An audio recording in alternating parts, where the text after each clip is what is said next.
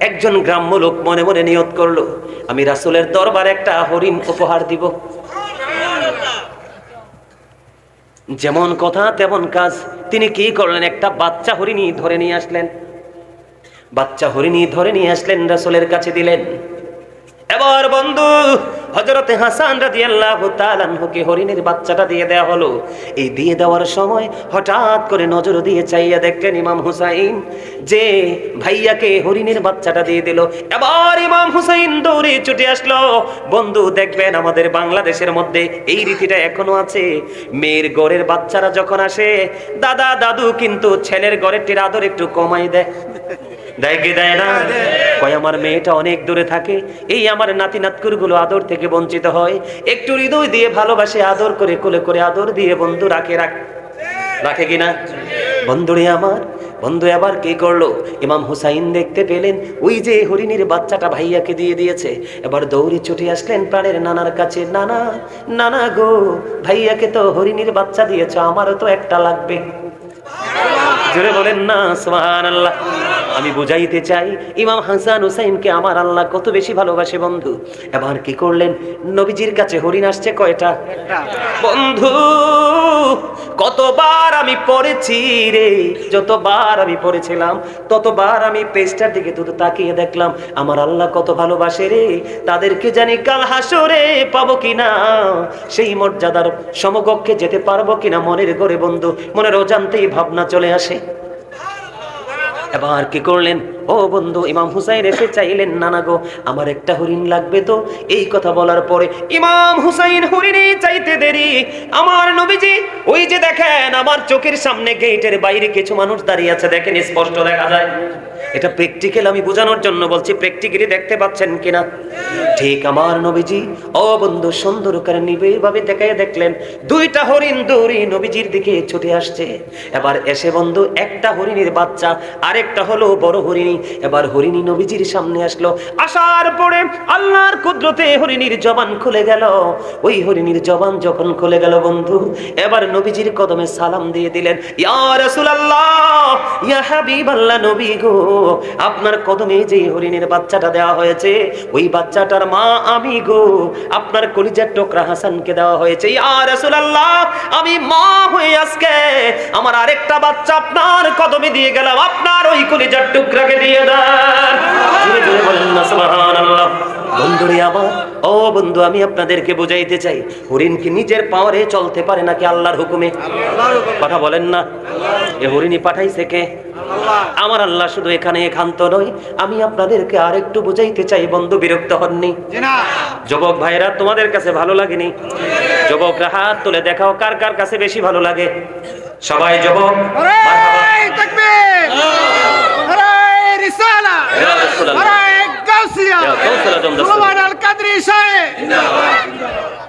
বন্ধুরে আমার, আমার দিকে তাকান। ইমাম হুসাইন ছোট্ট ওই দিকে যাচ্ছে খেলার জন্য। মা খাতুনে জান্নাত ফাতেমার গলা জড়িয়ে ধরলেন, মা, মা গো, আমি বন্ধু অত্যন্ত প্রেমময় খবর শুনে নেন। এবার মা আমি একটু খেলতে চাই বন্ধুদের সাথে, আসার পরে আমাকে আপেল দিতে হবে।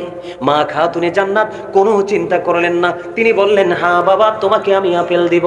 এই কথা বলার পরে ইমাম হুসাইন খুশি হয়ে বন্ধু চলে গেলেন। খেলা শেষ করে খেলতে যখন গেল, এবার কি করলেন, মা ফাতেমার ব্রেইনে ঢুকলো যে মদিনার কোথাও তো এখন আপেল পাওয়া যাবে না, কারণ এখন তো আপেলের সৃজন না। আমি যে আমার হুসাইনকে কথা দিলাম আপেল দিব, যদি দিতে না পারি রে আমি মা তো মিথ্যাবাদী হয়ে যাব।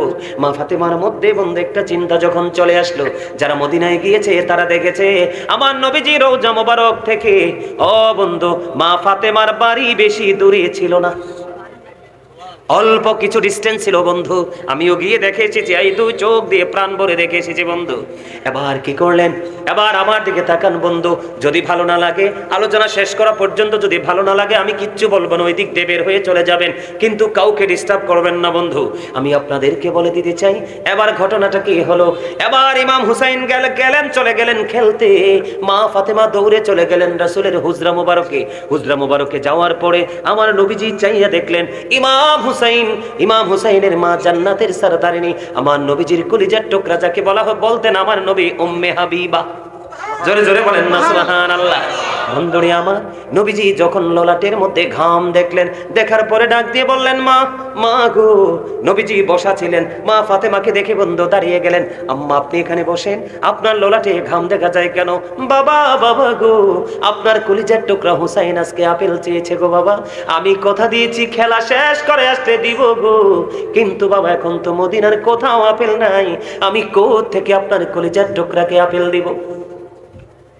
ও বন্ধু, বাবা এবং মেয়ের মধ্যে কথোপকথন চলতেছে, এর মধ্যে বন্ধু জিব্রাইল এসে হাজির। ইয়া রাসূলুল্লাহ, আপনার কলিজার টুকরার জন্য আমার আল্লাহ জান্নাত থেকে আপেল পাঠিয়ে দিয়েছে। জোরে জোরে বলেন না সুবহানাল্লাহ। সুবহানাল্লাহ ওয়ালহামদুলিল্লাহ লা ইলাহা ইল্লাল্লাহ, সুবহানাল্লাহ আলহামদুলিল্লাহ লা ইলাহা ইল্লাল্লাহ, লা ইলাহা ইল্লাল্লাহ, ও লা ইলাহা ইল্লাল্লাহ। নবী আমার নূরের পুতুল, জগৎ করলেন ও জালা, নবী আমার নূরের পুতুল, জগৎ করলেন ও জালা, রোজ হাসরে করবেন তিনি উম্মতের ফয়সালা।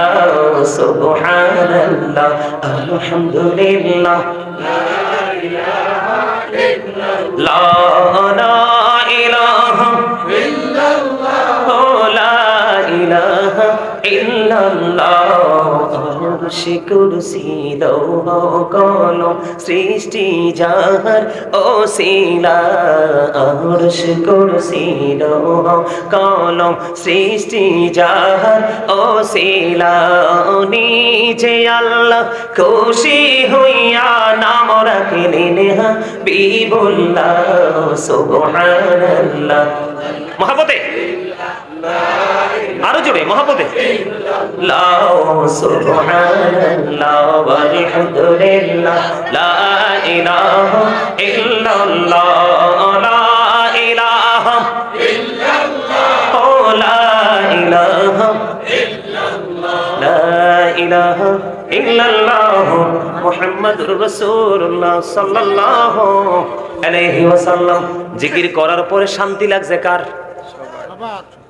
কার লাগছে? হাত তুলে দেখান। আলহামদুলিল্লাহ, হাত নামান। বলে হুজুর প্রশ্ন কেন করলেন? কারণ আমি যে বললাম জান্নাতের বাগানে আসলে জান্নাতি ফল খেয়ে নাও, এর মধ্যে সুবহানাল্লাহ আলহামদুলিল্লাহ এগুলো হলো জান্নাতি খাবার। বলে হুজুর খাবার হলো কেমনে? প্রত্যেকটা মানুষ ডবল, একটা হলো তার দেহ, আর একটা হলো তার আত্মা, একটা হলো তার বডি, আর একটা হলো তার সোল। দেহের খাবার পৃথিবীতে মিলে আর রুহের খাবার মিলে এই রকম পরিবেশে মসজিদে, আলেমদের জলসায়, আল্লাহর ওলিদের দরবারে। কথা বলেন ঠিক না বেঠি? এই জন্য এটা হলো আজকে ইমানদারের জন্য রুহানিয়াতের বাজার করার জায়গা। আজকে আসছেন আপনারা মার্কেটিং করার জন্য, প্রাণ ভরে বন্ধ মার্কেটিং করে নেবেন। এই মার্কেটিং এর মধ্যে ফার্স্ট চয়েস থাকবে আপনার ইমানকে মজবুত করার ট্রেনিং। আর দ্বিতীয়ত হলো আপনার ইমান যদি মজবুত করতে পারেন, বাজারের ব্যাগে অল্প হলেও সপ্তাহটা চলে যাবে। তার মানে রাসূল বলেছেন আখলিস দীনাকা ইয়াকফিকাল আমালুল কালিল। আপনি আপনার দ্বীনকে কি করতে হবে? খাঁটি করতে হবে। কালিল দ্বারা বুঝিয়েছেন অল্প আমলই আপনার নাজাতের জন্য যথেষ্ট হয়ে যাবে। বন্ধুরে আমার, বলতেছিলাম হৃদয় খুলে শোনেন। এবার কি করলো? জিবরাইল চলে আসলো, ইয়া রাসূলুল্লাহ জান্নাতি আপেল চলে আসলো গো, আপনার কলিজার টুকরার জন্য আবার আল্লাহ পাঠিয়ে দিল। এবার কি করলেন? জিবরাইল বললেন, ইয়া রাসূলুল্লাহ আমার 2টা বাটি লাগবে আর একটা চাকু লাগবে। এবার 2টা বাটি বন্ধু আনলেন মা আয়েশা সিদ্দিকা রাদিয়াল্লাহু তাআলা আনহার ঘর থেকে, আর একটা চাকু। এবার বন্ধু আপেলটাকে অর্ধেক করা হলো। অর্ধেক করার পরে বন্ধু অর্ধেকটা বাটির মধ্যে রাইখা আরেকটা দিয়ে ঢাইকা দিলেন, আর অর্ধেকটা বন্ধু নবীজিকে বলে দিলেন সবাই খাওয়ার জন্য। আলাপ আলোচনা শেষ হয়ে গেল।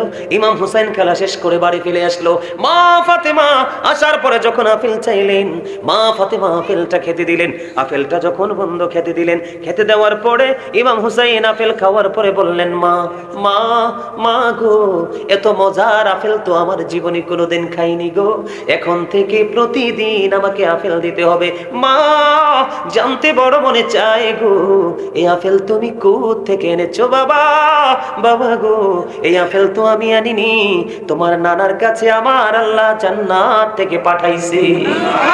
জোরে জোরে কন্যা সুবহানাল্লাহ। বন্ধু, মা ফাতেমার কাছ থেকে যখন শুনলেন তোমার নানার কাছে আপেল এসেছে, তোমার নানা ব্যবস্থা করে দিয়েছে, এই কথা বলার দেরি একটা সেকেন্ড দেরি করলেন না। ইমাম হুসাইন দৌড়ে চলে গেলেন মা খাতুনে জান্নাত ফাতেমার সঙ্গ ছেড়ে। এবার নানার কাছে গেলেন, নানা নানা গো, আজ থেকে প্রতিদিন আমাকে আপেল দিতে হবে, এমন আপেল তোমার জীবনে আর কোনোদিন খাইনি। আমার নবীজি বললেন, নানা গো, ব্যবস্থা হয়ে যাবে, যাও। এবার বন্ধু চলে গেলেন, কিন্তু রহস্য হলো কোথায়? ওই যে বাটির মধ্যে অর্ধেক আপেল জমা।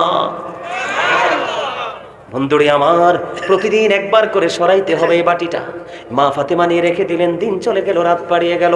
পরের দিন যখন হলো, ও বন্ধু বাটি সরাইয়া দেখে ওই আপেলটা পুরোপুরি আস্তা হয়ে আছে। জোরে জোরে কন্যা সুবহানাল্লাহ। আপেলটা আস্তা হয়ে গেছে, কিন্তু জিব্রাইলের কথা হলো এই আপেল কিন্তু পুরোটা খাওয়া যাবে না। ঠিক যেইভাবে দেখিয়েছেন এমনি ভাবে প্রতিদিন অর্ধেকটা আপেল কেটে সবাই মিলে খাবেন, আর বাকি অর্ধেকটা আপনারা বাটি দিয়ে ঢাইকা রেখে দিবেন। বন্ধুরে আমার, মা ফাতেমা আজকে খাইলেন আপেল কিন্তু একটাই, গতকালকে স্বাদ ছিল একটা, আজকের স্বাদ হয়ে গেল বন্ধু ভিন্ন রকম। আবার কি করলেন? মা ফাতেমা আবার ঢাইকা রেখে দিলেন। ঢাইকা যখন রেখে দিলেন, রেখে দেওয়ার পরে পরের দিন আবার ঢাকনা সরালেন। পরের দিন ঢাকনা সরানোর পরে চাইয়া দেখলেন আবার পুরো আপেলটা আস্তা হয়ে আছে। বন্ধুরে আমার, এমনি করে করে কেদা প্রমাণ করেছে 2 বছর পর্যন্ত যখন ঢাকনা সরাইতো, ঢাকনা সরানোর পরে চাইয়া দেখতো ওই আপেলটা পুরো আস্তা হয়ে গেছে। অর্ধেকটা কেটে কেটে খাইছে, প্রতিদিন ভিন্ন ভিন্ন স্বাদ।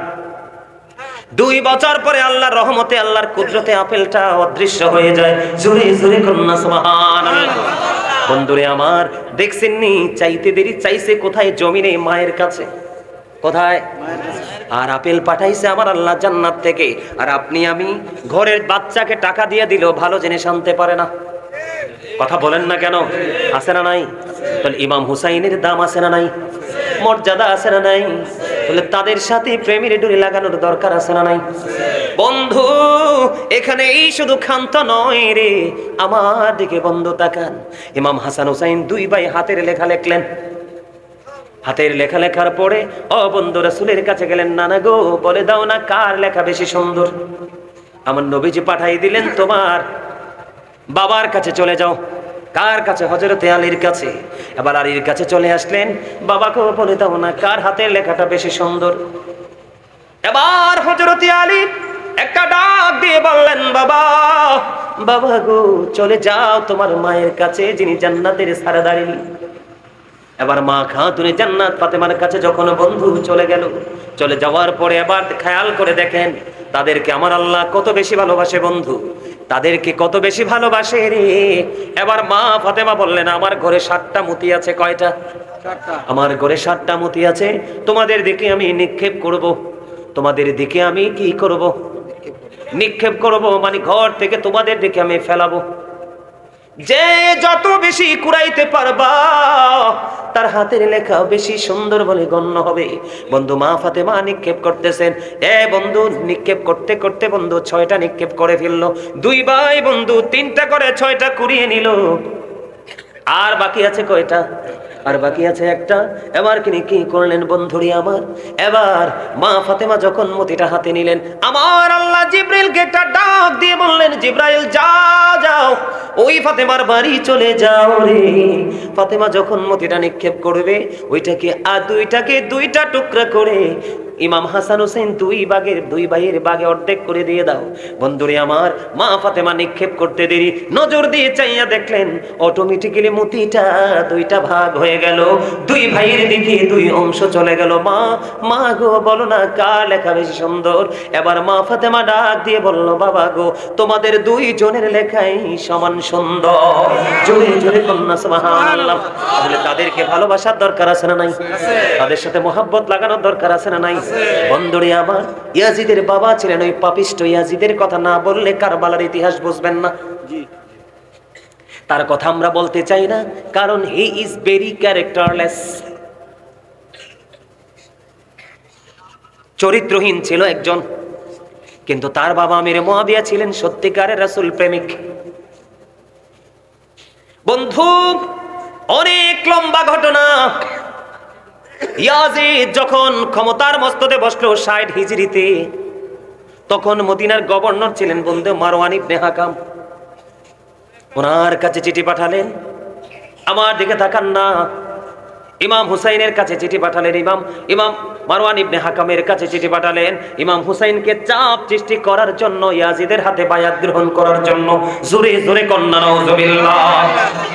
আপনারা বলেন, একজন ক্যারেক্টারলেস সম্পূর্ণ মানুষের কাছে কি গোট ক্যারেক্টার সম্পূর্ণ মানুষ এক হাত মিলাইতে পারে? কথা বলেন না কেন? তিনি তো নবীর আওলাদ, তিনি জান্নাতের লিডার। আমার নবীজি তাকে ফুলের সাথে তুলনা করেছেন। আমার আল্লাহ যে চাইতে দেরি জান্নাত থেকে পাঠাইতে দেরি করে না, এমন একজন সৃষ্টি, এমন নবীর কলিজার টুকরা ইয়াজিদের সাথে হাত মিলাতে পারে না। বন্ধু আমার দিকে তাকান, আমি কি বলতে চাই শোনেন। আমাদের দেশে কিন্তু নষ্ট মানুষ আছে। নষ্ট মানুষকে মানুষ ভালোবাসে না, কিন্তু এই নষ্ট মানুষ মানুষের ভালোবাসা অর্জন করতে চায়, টাকা পয়সা দৌলত ক্ষয় করে। কথা কন না কেন? যদি এইটাও না হয়, প্রেসার ক্রিয়েট করা হয়, তার মানে চাপ সৃষ্টি করা হয়, গাইবী সংবাদ দেওয়া হয় আতঙ্কিত করার জন্য। ঠিক আছে নি কথা? ঠিক তেমনি ভাবে ইয়াজিদ ছিলেন একজন ক্যারেক্টারলেস পারসন, চরিত্রহীন লম্পট ছিলেন। বন্ধু আমি আপনাদেরকে বলে দেই, ইমাম হুসাইনের উপদেশটাকে আপনার আমার প্রাণের রাসূল। কথা বলেন না কেন? আর ওই ইয়াজিদের উপদেশটা হলো বন্ধু, আমার আলোচনা শেষ করে দিচ্ছি আর অল্প সময়ের মধ্যে গুছিয়ে দিচ্ছি বন্ধু। ইয়াজিদের উপদেশটা হলো, তার নাম মুখস্থ করে নেন, তার নাম হলো শারজুন বিন মানসুরুর রুমি।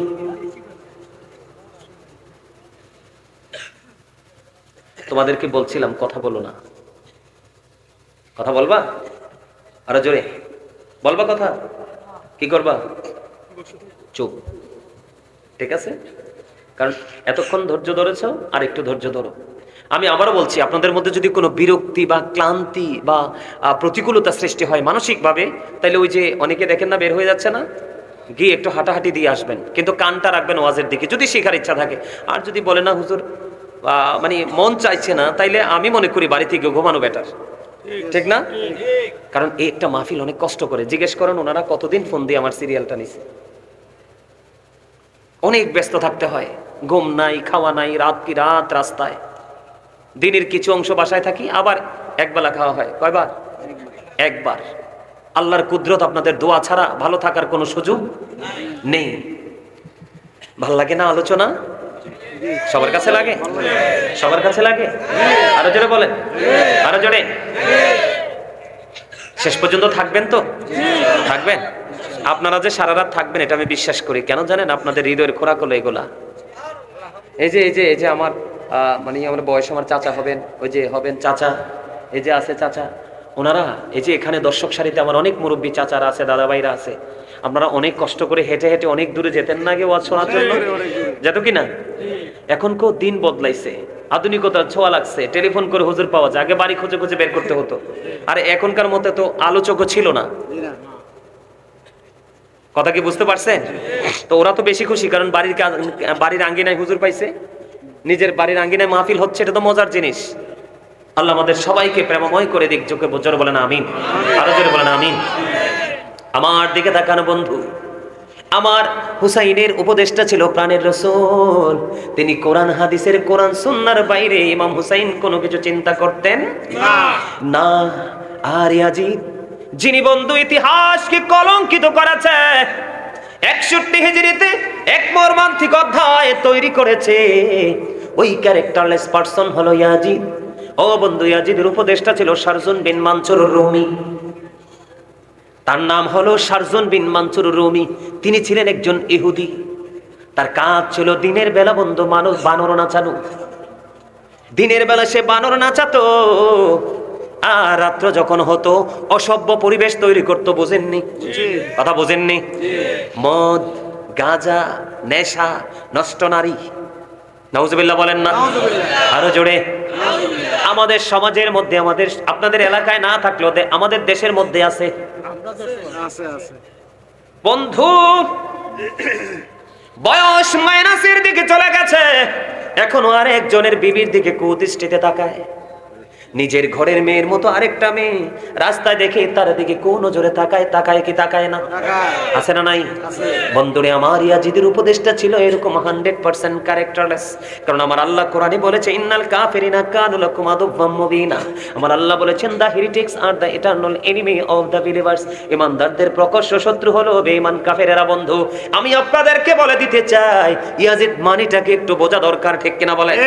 ইয়াজিদ মানেটা হলো, ও বন্ধু, ইয়াজিদ মানেটা হলো মুখে ছিল তার ইসলামের কথা আর অন্তরে ছিল ইসলামকে ধ্বংস করার পায়তারা। এখন বাংলাদেশেও এমন কিছু মোল্লা দেখা যায়, ঠিক কিনা বলেন? আছে না নাই? আপনারা বিশেষ করে যুবক ভাই, আমি তোমাদেরকে বলে দিতে চাই, আমি কিন্তু মোবাইলের সাথে বেশি যুক্ত না। আমার সম্পৃক্ততা হলো কিতাবের সাথে। সময় পাইলে শুইয়া হোক বইয়া হোক কিতাব নিয়ে বসে যাই। কিন্তু তোমরা বেশি মোবাইলে দেখো বিতর্কিত বক্তব্য মোল্লারা দেয় কি দেয় না? যেই বক্তব্য শোনার পরে মুরব্বীর একটা হেজিটেশনের মধ্যে পড়ে যায়, কি করব না কি করব। এতদিন শুনলাম একটা, এখন শোনো আরেকটা। এতদিন যেটা শুনছেন ওইটাই রাইট, আর এখন যেটা বলছে এটাই হলো রং। কথা বলেন না কেন? ইয়াজিদ বন্ধু সে দিনের বেলা বানর নাচাতো, তার উপদেশটা রাত্র হলে মদের আসর বসাতো, নর্তকী দিয়ে নোংরা পরিবেশ তৈরি করতো। জোরে কন্যা নাউজুবিল্লাহ। এখন ইহুদিরা মুসলমানের প্রকাশ্য শত্রু বলছে কে? আল্লাহ। আল্লাহ রাব্বুল আলামিন এখানে শান্ত নয়, ক্ষান্ত নয়। আল্লাহ বলেছেন উইদ্দাত লিল কাফিরিন, you have to go to hell. বেঈমান কাফের যারা, তাদের জন্যই বরাদ্দ হলো জাহান্নাম। তোমাদেরকে মাস্ট বি চলে যেতে হবে জাহান্নামে, অনন্তকাল জাহান্নামে থাকবে। বন্ধুরে আমার, কখনো কোনো জান্নাতি মানুষ জাহান্নামীর সাথে কখনোই প্রেম করতে পারে না। পারেনি বলেন? ইমাম হুসাইন এবং ইয়াজিদের মধ্যে দ্বন্দ্ব হলো, যুদ্ধ হলো একটা মাত্র কারণ, ইমাম হুসাইন ছিলেন সত্যের পক্ষে, কোরআন সুন্নাহর পক্ষে, আর ইয়াজিদ এবং তার বাহিনী কোরআন সুন্নাহর আইনকে, কোরআন সুন্নাহর আইনকে পুরো বিলীন করে দিচ্ছে। শিরক বেদাতে, খুন খারাপিতে, জিনা, ব্যভিচারে বন্ধু সবকিছু বৃদ্ধি করে দিচ্ছে। জোরে জোরে কন্যা নাউজুবিল্লাহ।